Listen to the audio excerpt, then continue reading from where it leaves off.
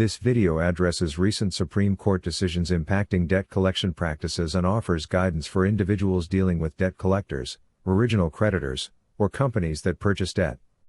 Business owners and investors should also note recent shifts in vendor pricing, including increases in invoicing software, credit card processing fees, and liability insurance rates, all of which affect operational expenses and financial planning. Key Supreme Court decisions affecting debt collection.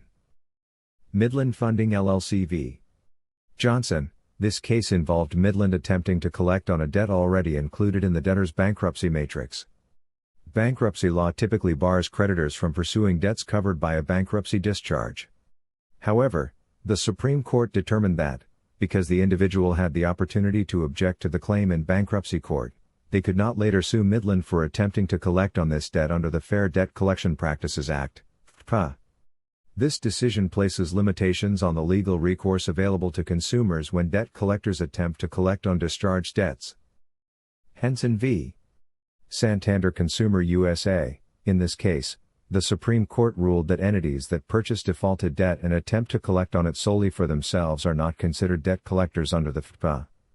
This means that companies engaging only in the purchase and collection of their own acquired debt can bypass FDCPA requirements.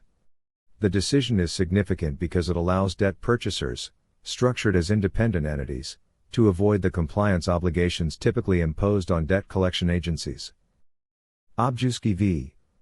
McCarthy and Holthus LLP. Here, the Supreme Court determined that entities engaging solely in non-judicial foreclosure processes are not classified as debt collectors under the FDCPA, with the exception of certain specific provisions.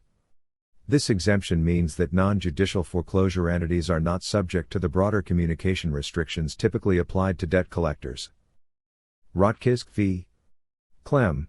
The court held in this case that the statute of limitations for filing a claim under the FDCPA begins on the date the alleged violation occurs, rather than when the violation is discovered.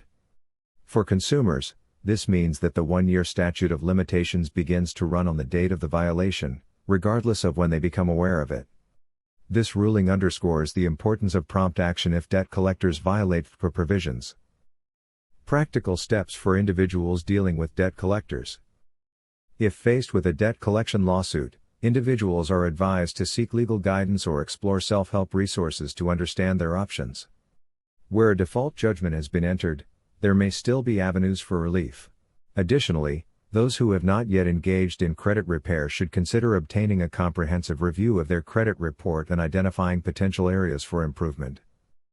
To ensure accurate information, it is recommended to access credit reports and scores from all three major credit bureaus.